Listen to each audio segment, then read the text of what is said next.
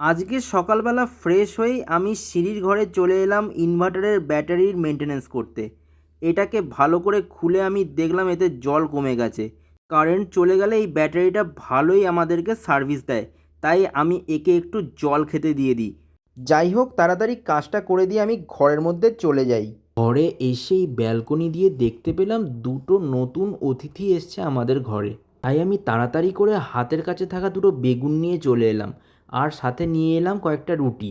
তো এরা খুব ভালোই খেলো আমার হাত থেকে।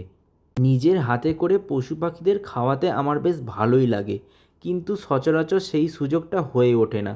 তো যাই হোক, আজকে অনেক দিন পর এরকম সুযোগ পেয়ে বেশ ভালোই লাগলো।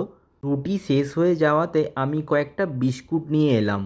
দেখলাম এরা বিস্কুটও বেশ ভালোই খায়।